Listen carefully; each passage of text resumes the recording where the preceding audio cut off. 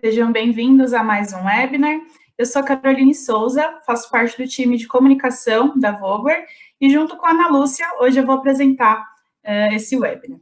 Os nossos webinars têm o objetivo de aproximar cada vez mais a Vogler e os nossos parceiros da indústria de alimentos e bebidas. Então, para possibilitar cada vez mais melhorias, inovações e novos desenvolvimentos juntos.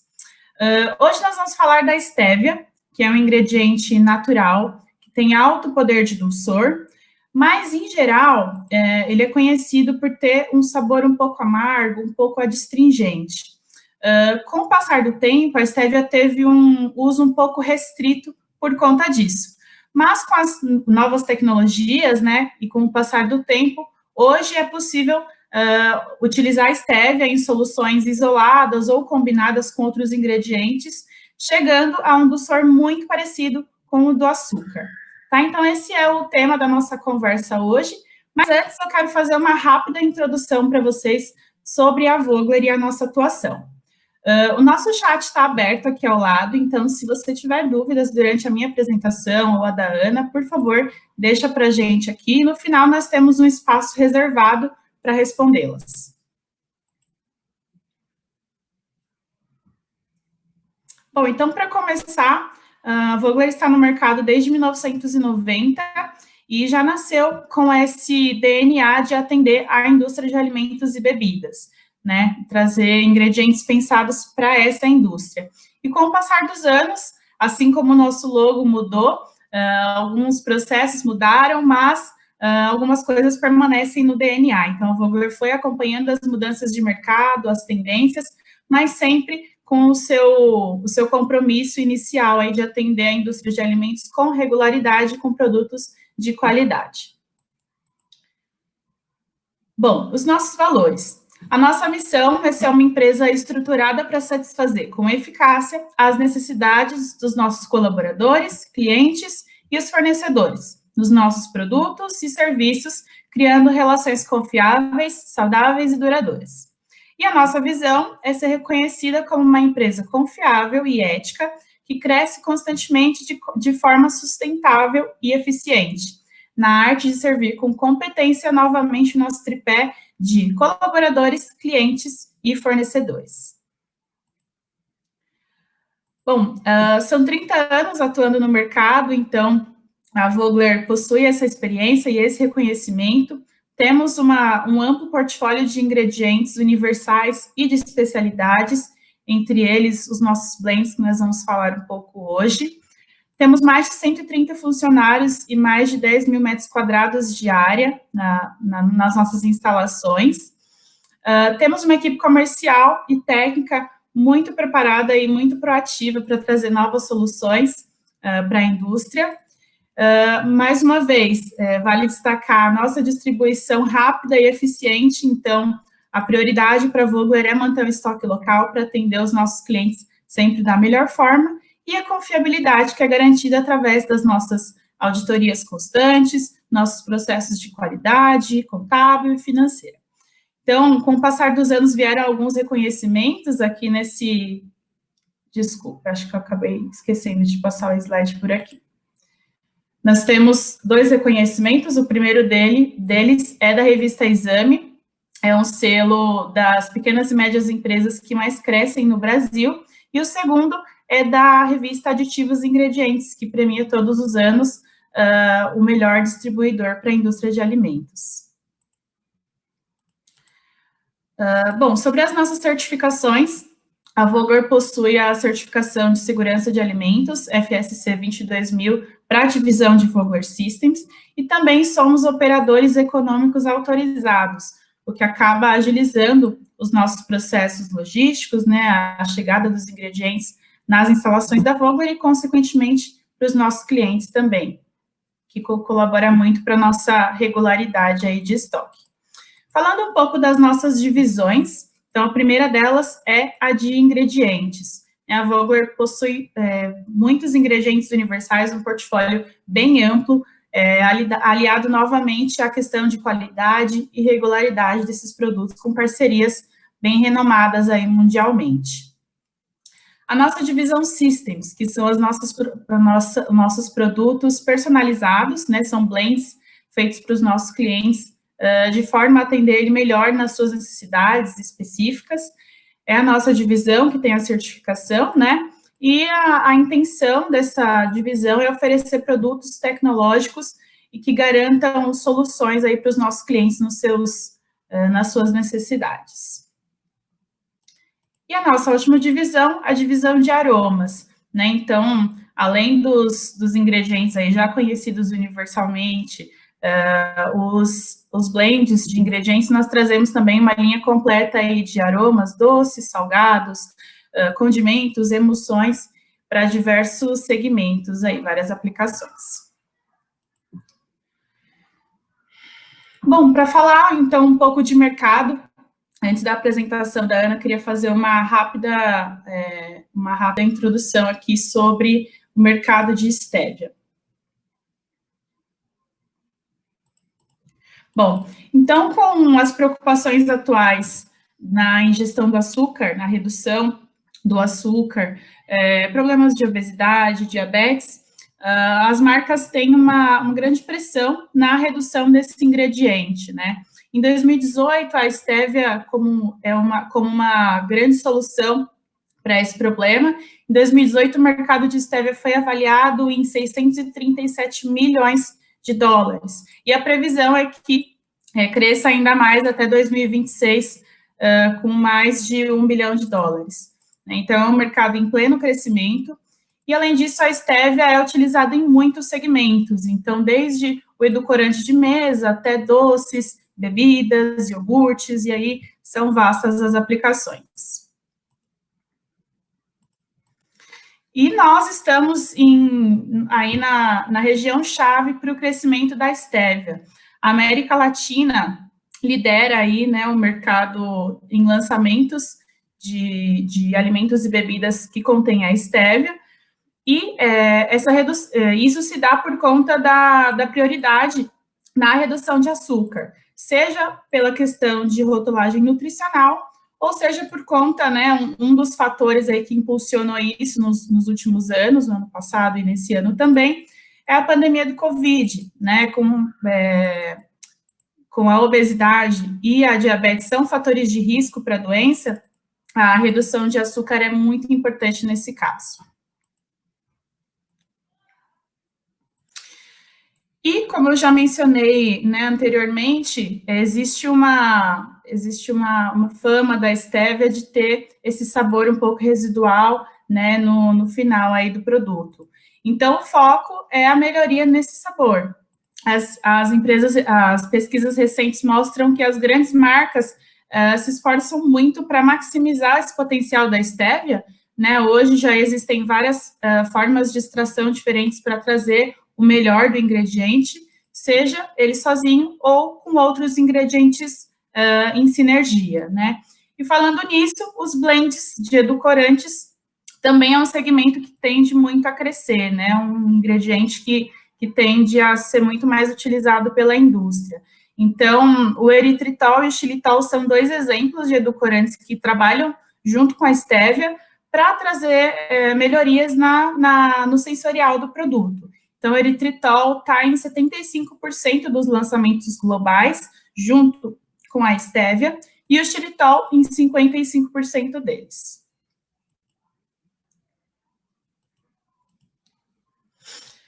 E também essa é uma demanda que tende a crescer, né? Globalmente, esses produtos que têm a Stevia, os edulcorantes naturais em geral, permanecem em crescimento, enquanto os artificiais estão declinando, né? Aqui no gráfico a gente consegue ver aspartame, ciclamato, sacarina, acabam tendo uma queda por conta dessa utilização dos ingredientes naturais. E quais são os segmentos que estão dentro dessa utilização, né, que já aderiram à utilização da Stevia e desses outros edulcorantes naturais?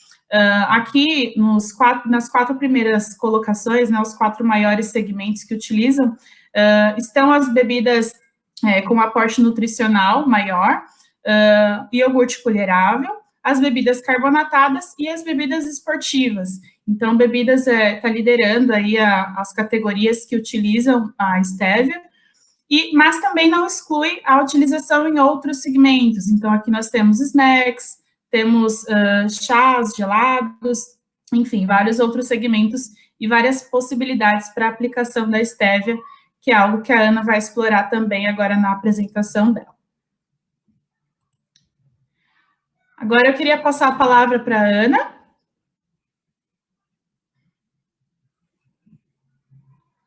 Ana Lúcia, que faz parte do nosso CTV, aí nossa técnica, vai contar um pouquinho sobre a estévia, a questão de rotulagem e as nossas soluções utilizando o ingrediente também. A palavra é sua, Ana. Obrigada, Carol. Você fez uma introdução brilhante para que eu possa abordar os aspectos tecnológicos da estévia. Boa tarde a todos.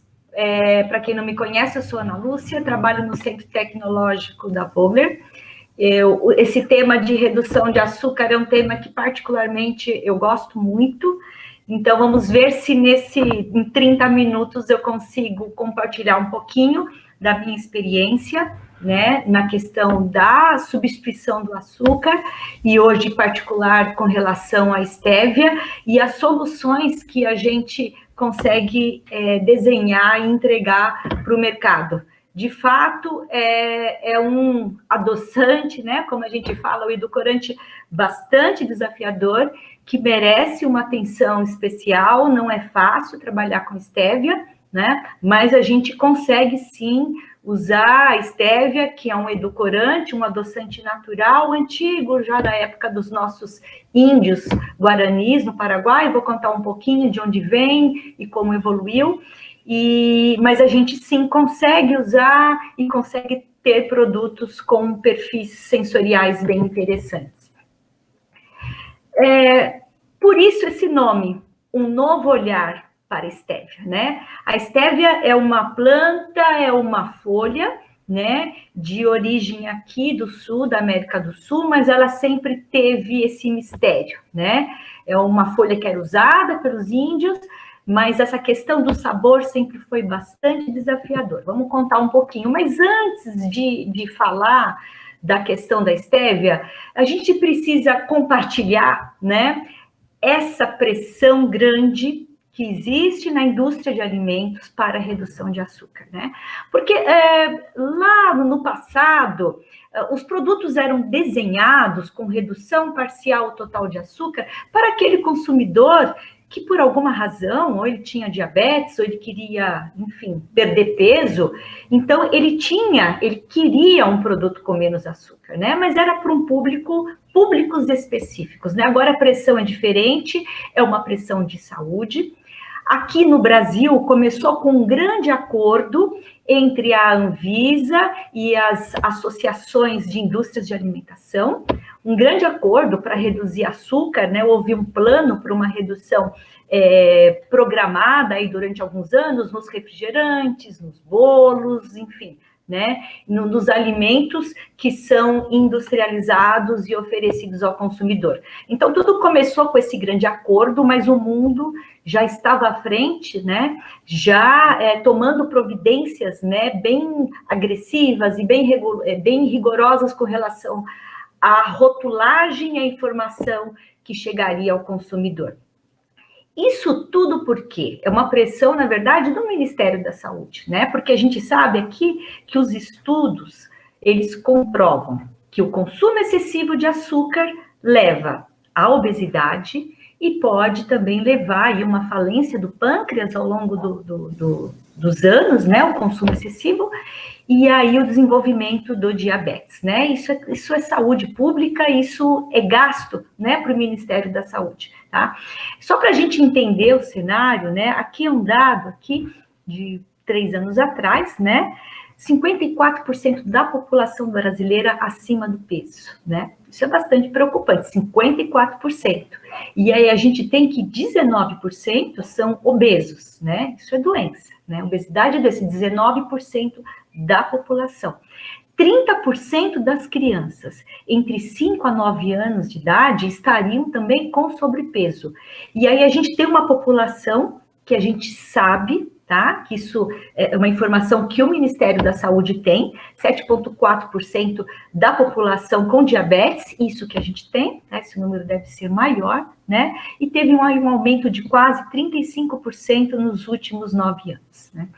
E outros ingredientes, né, como sódio e gorduras saturadas, que a gente já falou em outros encontros, estariam relacionados com obesidade, com hipertensão, com outros problemas de saúde, mas hoje a gente vai falar da estévia como uma alternativa para redução de açúcar. Bom, mas aí a gente se pergunta, Ana, eu não uso muito açúcar, eu tomo meu cafezinho sem açúcar, né? Mas o açúcar, ele aparece escondido, né, nos alimentos industrializados, a gente nem se dá conta, né? Às vezes a gente acha que está consumindo um alimento saudável, que é saudável na tua essência, mas ele tem tanto açúcar, que aí a gente acaba, né, se alimentando de um alimento saudável, mas tendo uma ingestão de açúcar excessiva, né? Eu vou dar um exemplo, tá? O que a Organização Mundial da Saúde recomenda para um adulto? Que 10% das calorias que a gente ingere durante o dia venha do açúcar, no máximo, né? Então, se a gente fizer aqui uma conta rápida com vocês, né, que a referência da Anvisa para um adulto são 2.000 quilocalorias por dia, para um adulto, uma referência. 10% são 200 quilocalorias, que deve vir do açúcar adicionado, tá? 200 quilocalorias, se a gente dividir por 4, equivale a 50 gramas de açúcar, né? Então, a primeira impressão que a gente tem é o seguinte, não, eu não consumo tudo isso de açúcar, né? Não consumo, eu não coloco açúcar no meu café, né? Em casa a gente não come açúcar, não faz doce, né? Mas esse açúcar, ele vem adicionado de uma forma, tá, que a gente nem se dá conta. Então, daí essa preocupação do Ministério da Saúde e da Anvisa e essa pressão com a indústria. Eu vou dar alguns exemplos para vocês, alguns já conhecem. Uma caixinha de achocolatado, ou um copo, 200 ml, né? Tem pelo menos 10% de açúcar. Eu já viajei o Brasil inteiro, conheço achocolatados, né, de clientes nossos de diversas regiões, isso é uma questão cultural, então é no mínimo 10%. Quando a gente fala no mínimo 10%, só numa caixinha de achocolatado eu já tenho 20 gramas de açúcar. É isso que a gente dá para criança, levar no lanche da tarde, é isso que o adolescente gosta, né, de levar no teu lanche ou tomar aí no intervalo, né, uma bebida gostosa, à base de leite, saudável, mas tem muito açúcar. Se a gente combinar um iogurte, uma porção do iogurte, normalmente aqueles potinhos básicos, eles têm 170 gramas. Se a gente considerar a quantidade de açúcar que tem dentro, a gente está falando de 14 gramas de açúcar. Então, aqui, um copo de achocolatado e mais um iogurte que eu tomei no café da manhã, eu já tenho 34 gramas de açúcar. E se eu comer uma simples fatia de bolo, um bolo simples, 60 gramas, eu tenho 15 gramas de açúcar. Aqui eu já estourei, tá? Então, ou seja, numa refeição padrão, né? Um achocolatado, um iogurte, que é super saudável, né? É um produto fermentado, né? E mais uma fatia de bolo, ou seja, eu já excedi. Então, o açúcar, ele vem de uma forma escondida nos alimentos industrializados, né? E aí a indústria, nós da indústria falamos, poxa, por que a gente, né? A gente tem... É porque realmente, né, a gente tem uma cultura de produtos doces, isso é cultural, e para atender, né, toda a cultura, toda assim, a preferência sensorial de nós brasileiros, a gente acaba, infelizmente, ingerindo muito açúcar, né? Aí, né, não sei se todos estão atualizados, mas em outubro de 2020, a Anvisa se posicionou, né, da mesma forma que outros países, né, o Chile, o México, né, outros países do mundo já haviam feito, né, uma uma resolução, que é a 429, que foi publicada em outubro de 2020, que estabelece uma nova norma de rotulagem. E essa nova norma de rotulagem entra em vigor em 2022, está perto, tá? Em outubro de 2022. Então, a gente tem um tempo curto para rever as nossas formulações, para mudar a embalagem e entrar no mercado com soluções. O que essa norma diz? Essa norma, ela prevê, né, informar o consumidor, tá? Ali no painel frontal, tá? Olha, esse produto tem alto conteúdo de açúcar. Né? E da mesma forma, só de gorduras saturadas, né? Então, em outubro de 2022, tá? Quem não tiver com as quantidades de açúcar estabelecidas pela Anvisa, terá que fazer essa comunicação. Vou mostrar para vocês quais são os critérios, tá?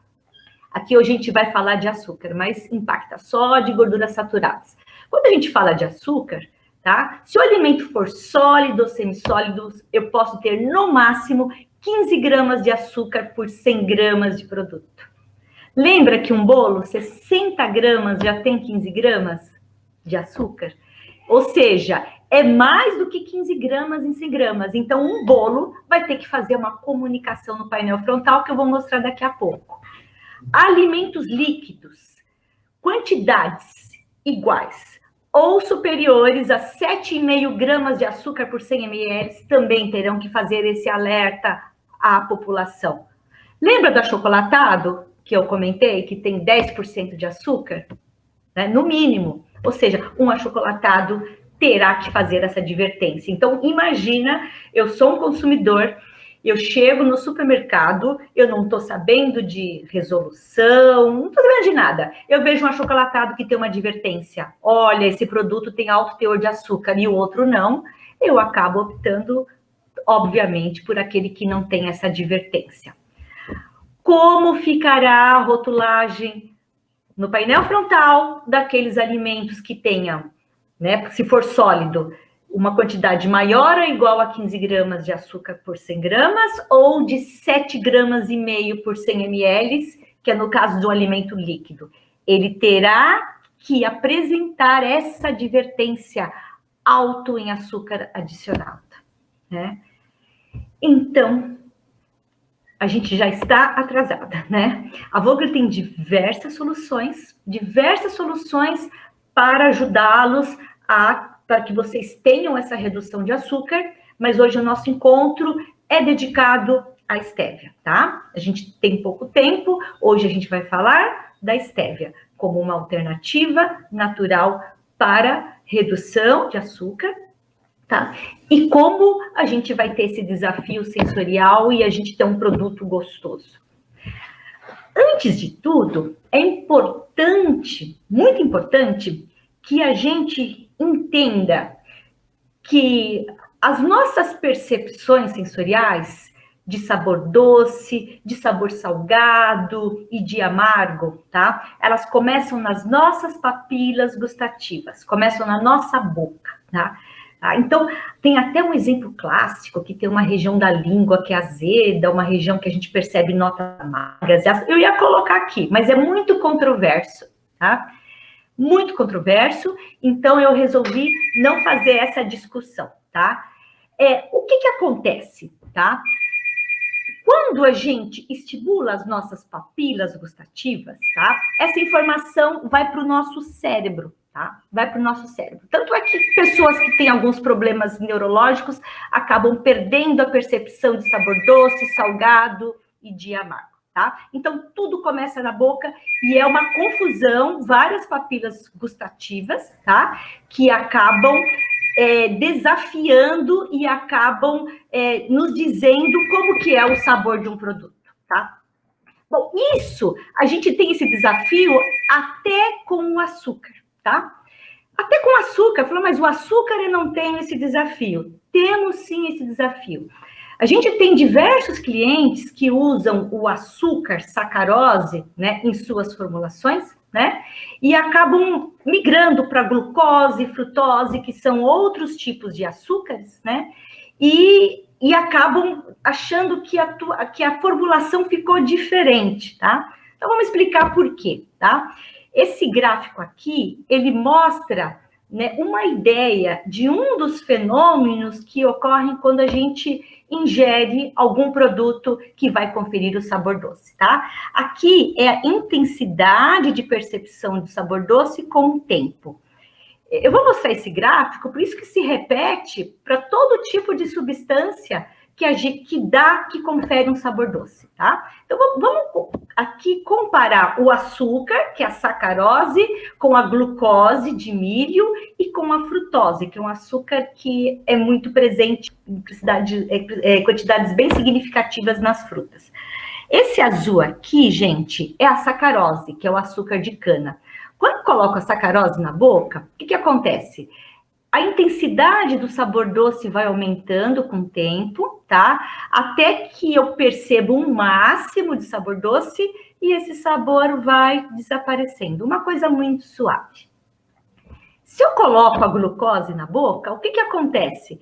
Eu começo a perceber esse sabor doce antes, tá? Sabor doce antes, e aí ele desaparece mais rapidamente do que a sacarose.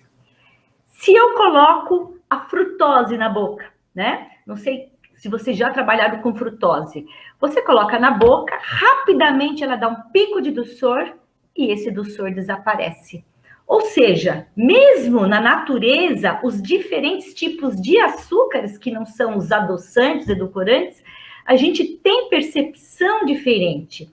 E essa percepção não é só o quanto essa substância adoça, mas é como a gente percebe, quanto tempo demora para estimular as minhas papilas gustativas, tá? Quanto tempo demora? Olha aqui a sacarose. Sacarose demora um tempo mais longo, a frutose já dá um impacto. Então, quando a gente usa substâncias diferentes para adoçar, a gente tem percepção de doçor diferente, porque estimula as nossas papilas gustativas de forma diferente, e isso acontece também com a estévia, tá? A estévia, gente, vou contar um pouquinho da história, tá? É uma planta originária do Paraguai, nativa do Paraguai. Hoje ela é cultivada em diversas partes do mundo, mas ela é originária do Paraguai, tá? O que é a estévia? A estévia, na verdade, é o nome da planta, tá? Estévia rebaldiana, tá? Também alguns falam que é Bertone, tá? Em homenagem ao químico Rebaldi e o Bertone também, tem algumas espécies que a gente chama de Bertone, que é um naturalista suíço.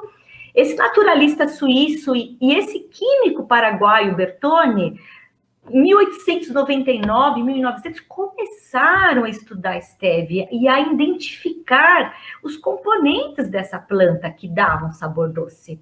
Porque eles observavam que os índios usavam essas plantas, elas maceravam essas plantas em água, tiravam um líquido, e esse líquido doce era usado pelos índios para adoçar as bebidas, para adoçamento. Então, começou com esses dois de forma oficial, vamos dizer, né? O Bertone, que é esse naturalista suíço, e esse químico Rebaldi, a identificar o que tinha nessa estévia, tá? A estévia, na verdade, gente, ela tem mais de 40 tipos de substâncias que dão sabor doce, né?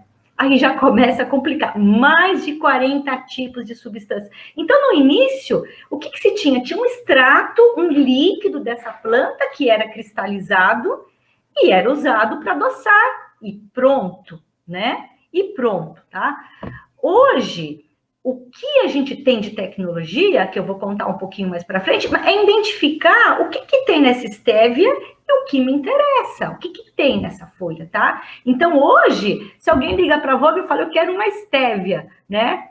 Calma, né? Ou, assim, simples comparativo, às vezes, né? Olha, eu tenho uma estévia de um cliente nosso, qual que eu ofereço para ser equivalente? Depende, né? Porque tem mais de 40 substâncias dentro da folha dessa estévia, tá? E a escolha vai depender de algumas coisas que eu vou discutir agora com vocês, tá? Bom, Primeira pergunta que vocês me fazem. Ana, quantas vezes é mais doce? Depende, né? Como eu falei que a estévia tem mais de 40 substâncias dentro da folha, né? Dependendo do tipo de glucosídeo que está lá na folha, né? E a quantidade que a gente consegue extrair dessa folha, eu vou ter um dulçor diferente. Olha só, eu tenho esteviosídeos na folha que tem um dulçor de 150 a 300. Eu tenho o rebaldosídeo A, que é famosíssimo, que é um componente muito importante, que ele tem um dulçor de 200 a 400. Então, assim, varia de 50 a 400. Depende de que componente está presente em quantidades mais importantes. Mas atenção, não é só o poder, o quanto mais ela adoça. Tem outros detalhes que a gente vai contar aqui, porque perceber sabor doce, gente, tem a ver com as nossas papilas gustativas e a forma como a gente percebe isso. Vamos desvendar esse mistério aos poucos. Bom, como é que a gente obtém a estévia, né? Existem alguns processos patenteados, mas é tudo muito parecido com o que os índios faziam, tá? É uma maceração dessas folhas secas, tá? Da planta, normalmente elas são, existe a colheita, as plantas são guardadas de forma seca, né, para não sofrer fermentação natural, e elas são maceradas em água, tem uma filtragem, aí tem um líquido que tem pelo menos aquelas 40 substâncias em quantidades distintas, e esse líquido, ele é cristalizado, tá? Então, assim, não mudou muito, né? Quando a gente pega a folha da estévia, não mudou muito, né, a forma de extração, tá? Igual dos índios. Tem alguns processos patenteados, enfim, mas regra básica é essa, tá? Então, quando eu tiro esse líquido da estévia, né, faço aquele tipo um chá, uma maceração em água, tiro e cristalizo, eu falei daqueles 40 tipos, mas como que eles estão presentes nessa folha, tá? Olha só, os mais importantes são os esteviosídeos, que tem de 30% a 35%, né, que saem da folha, e o rebaldosídeo A, que é o famoso Reb-A, que ele vai estar presente aí em torno de 50%, tá? Aí eu vou contar um pouquinho para vocês por que esse Reb-A, né? Por quê?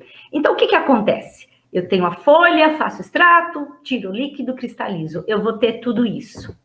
Olha que interessante. Esse esteviosídeo da planta, que eu tirei naturalmente, vai ter de 30% a 35%, mas é uma substância amarga, né? E o rebaldosídeo A, de 45% a 55%, que é mais ou menos 50%, ele tem um sabor menos amargo. Na primeira geração de estévia, gente, a gente só conhecia o rebaldosídeo A e o esteviosídeo. Tudo isso aqui que tem embaixo, a gente não conhecia, tá? Então, o que a gente tinha de parâmetro, né? Um produto que era menos amargo e um produto amargo. Aí, o que aconteceu? Quando eu tiro da planta, eu tenho um produto cristalizado, após cristalização, que tinha 50% de Reb-A. Então, a gente chamava Reb-A 50, tá? E mais o resto, né? Aí a indústria foi desenvolvendo novas tecnologias de concentração e começaram a tirar, a eliminar esses esteviosídeos e o que era, né, a separar, né, e concentrar mais em Reb-A. Aí a gente teve a geração do Reb-A 60, que o sabor é menos amargo, foi ficando melhor, o Reb-A 80, o Reb-A 90, 95, 97, 99. Eu não sei se ficou claro. Então, durante muito tempo, a indústria começou a oferecer ao mercado as estévias ou os glicosídeos baseados no Reb-A, porque a gente não conhecia nada disso que tinha na planta, não sabia. A gente sabia que essa substância era menos amarga, e aí a gente passou, né, ou oferecer 50, 60, 70, 97, 95 e 99. Era só isso que a gente sabia, tá? Bom, mas a ciência não para, tá? E aí a gente começou a identificar quem eram esses outros compostos. Porque, em princípio, era um monte de coisa amarga, né? Horrível. E realmente, olha, se isso aqui era amargo, isso aqui era pior, muito amargo, né? Mas a gente identificou aqui duas frações, o Reb M e o D, tá? Todo esse nome aqui é homenagem lá àquele químico paraguaio que tem um sabor muito parecido com açúcar. Muito, muito, muito, muito docinho, muito parecido, tá? E a gente descobriu mais ainda, né? Tem coisa boa que a gente estava jogando fora na folha, tá? E que essas substâncias aqui conseguem modular esse Reb-A e conseguem modular esse esteviosídeo. Conseguem, dependendo de como a gente combina, a gente consegue torná-los mais saborosos e mais interessantes, tá? Como que isso funciona? Não sei se vocês vão lembrar do gráfico que eu apresentei, né, da sacarose, né, comparei a sacarose, glucose, frutose, e na questão sensorial das nossas papilas gustativas, esse modelo se repete. Interessante. Então, vamos lá. Aqui é a intensidade de dulçor, tá? E o tempo que a gente percebe esse dulçor. Então, vamos lá. Se eu coloco açúcar na boca, ele dá um pico, demora um tempo, dá um pico de sabor e isso desaparece, tá? Se eu coloco na boca, tô vendo umas perguntas aqui, daqui a pouco eu vou responder. Se eu coloco na boca aquela folha de estévia, aquela folha, né, com tudo, né, macero, tiro, cristalizo, o que acontece? Vai demorar um tempo para eu perceber esse sabor doce. E aí esse sabor doce eu percebo depois. E esse sabor, ele é bem prolongado. O que acontece? Duas coisas acontecem.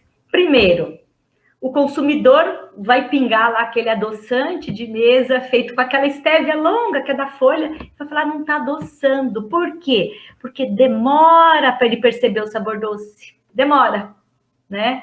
Ele fala, nossa, não está adoçando. Porque ele vai perceber o sabor doce depois, né? E pior, como ele tem um perfil aqui mais prolongado, o que acontece? Fica estimulando as papilas gustativas, estimula coisas que não deveriam, e uma das coisas é o sabor amargo.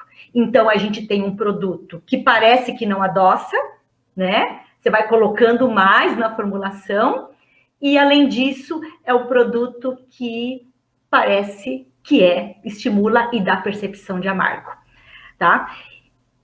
Então, o efeito de cada curva, sim, Bruna. Então, vamos lá.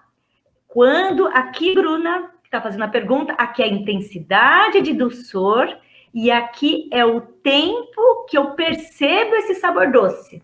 A sacarose, eu percebo com uma velocidade e aqui eu percebo o sabor doce que desaparece com essa velocidade.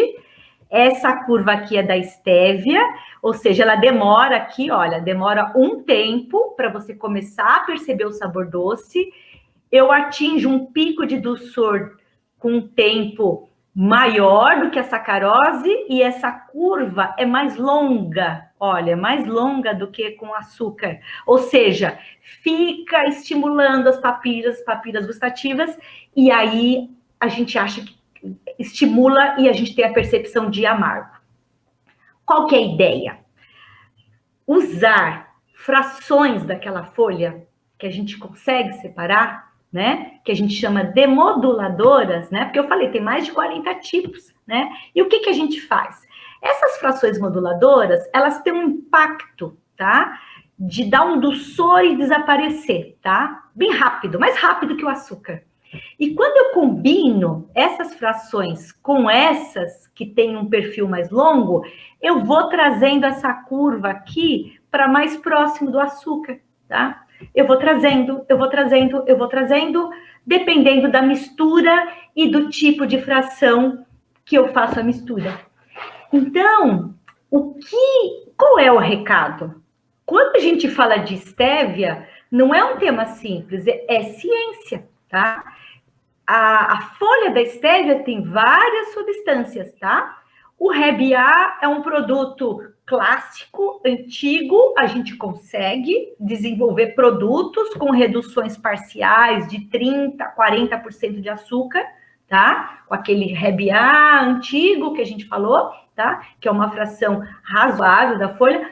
Mas se eu tenho o desafio de chegar a um produto zero açúcar, então eu vou ter que trabalhar com essas outras frações, fazer essas combinações e trazer a curva aqui para um ponto mais próximo da sacarose. É só isso, Ana? Não, dá para a gente melhorar. A Caroline ela antecipou, né, a questão dos polióis, tá? Os polióis que a gente pode usar também como ferramenta para melhorar o sabor da estévia. Então, vamos lá. Quando a gente coloca açúcar na boca, né? Açúcar na boca, depois do nosso encontro, façam esse teste. O açúcar, ele é gelado. Alguém já percebeu isso? Porque ele rouba, né, calor, né, da nossa boca, né? Ele tem quimicamente a gente fala que ele tem uma entalpia negativa, a gente põe na boca, ele rouba o calor. Então, o açúcar, ele é um pouco geladinho. Façam esse teste depois aqui do nosso webinar, né? Quando eu tiro todo o açúcar, tá, o que acontece? Eu vou colocar uma boa estévia, eu vou combinar as frações, como a gente falou, né? Para dar um sabor suave, um sabor interessante, mas falta aquele geladinho do açúcar, tá? Em alguns produtos, principalmente bebidas, é preciso a gente ficar atento para que o produto tenha, né, esse perfil sensorial completo, semelhante ao açúcar, novamente. Não é só na boca, é papilas gustativas e o nosso cérebro, tá? Eu vou falar do eritritol, tá?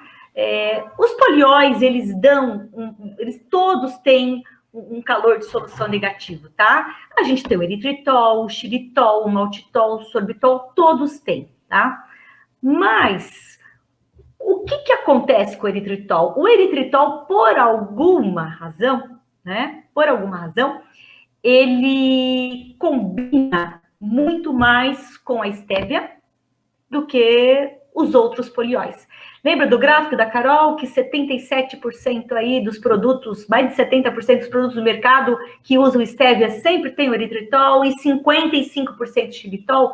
Por quê? Porque eles entram para imitar o açúcar, aquele calor de solução negativo que o açúcar traz, tá? Isso é muito importante quando a gente vai imitar o açúcar, né? O eritritol, eu vou destacar pelo seguinte, tá? Quando a gente fala de poliol, a gente fala de intolerância. Fala, da intolerância, eu comi um bolo com sorbitol, eu comecei a ter intolerância. Os polióis, como eles não fornecem toda a energia igual o açúcar, eles não são metabolizados, eles podem causar intolerâncias, né?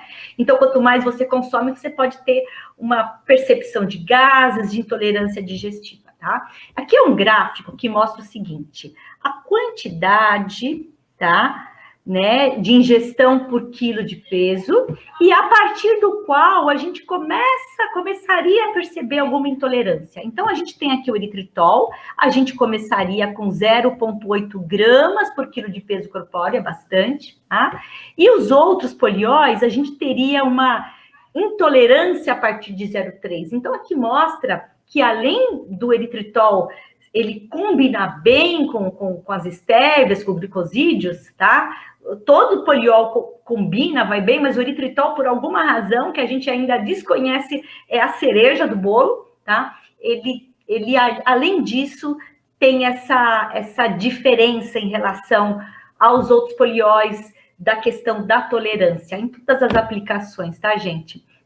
Então, o eritritol, em toda a formulação, a gente fala, coloca um pouquinho, tá? Ele tem uma maior tolerância digestiva. Como todo poliol, é seguro para diabéticos, não cardiogênico. Ele é o que tem menor valor calórico, é praticamente 0,2 quilocalorias por grama.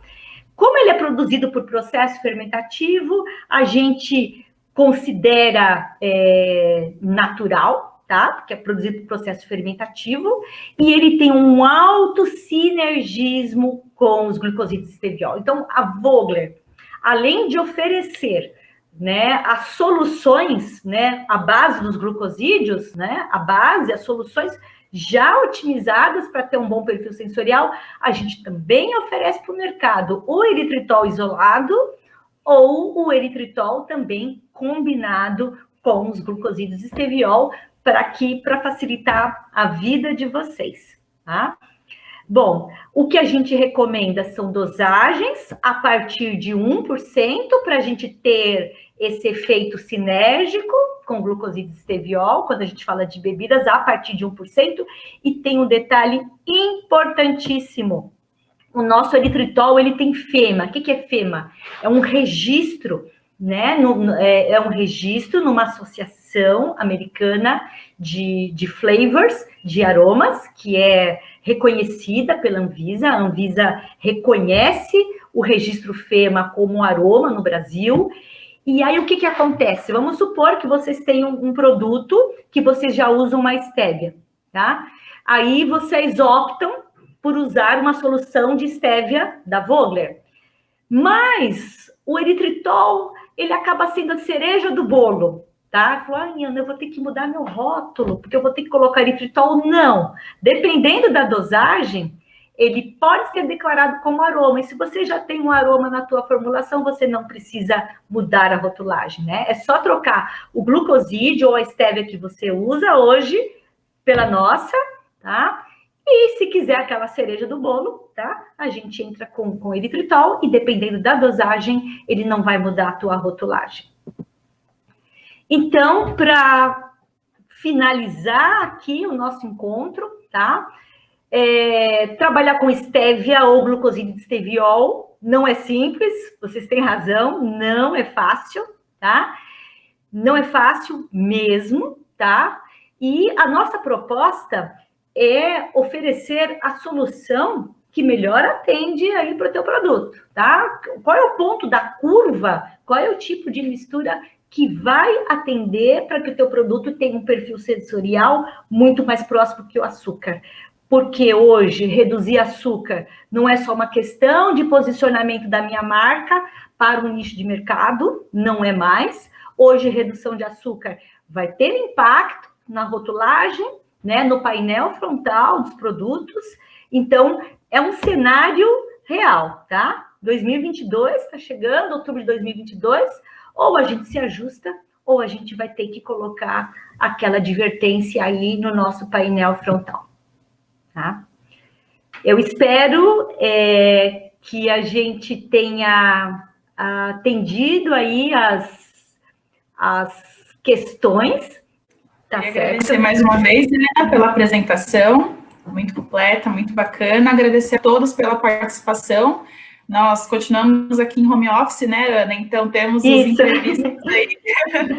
Mas, como nesse momento, né, a gente está priorizando trabalhar em casa, né, na Vogler permanece apenas a nossa produção, nossa operação, quem realmente precisa estar lá. Então, por enquanto, a gente vai seguir com os nossos eventos assim, mas não vamos deixar de trazer as informações para vocês. Os eventos ficam online, tá? Não são eventos presenciais, mas o nosso centro tecnológico está lá trabalhando. A gente está em rodízio, né? Para a questão da segurança, mas nós estamos lá trabalhando e desenvolvendo as soluções para os nossos clientes, tá bom? Muito bem. Se você já tem contato aqui com a Vogler, já é nosso cliente, já tem um vendedor aí que te atende e ficou interessado nesses ingredientes que nós comentamos hoje, não deixe de entrar em contato, né, para saber mais. De repente, a gente pode enviar outros materiais para que vocês né, tenham uma apresentação completa sobre o ingrediente, né, ou até conversar com o nosso time técnico também. Ou se você ainda não é cliente, também entre em contato para saber mais como a gente pode ajudar no desenvolvimento dos seus produtos. Se você ainda não segue a Vogler pelas redes sociais, pelo LinkedIn, Instagram, Facebook, nossas informações estão todas por lá também.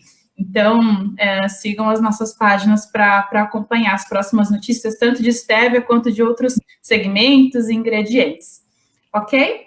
Muito obrigada pela participação de todos e até a próxima.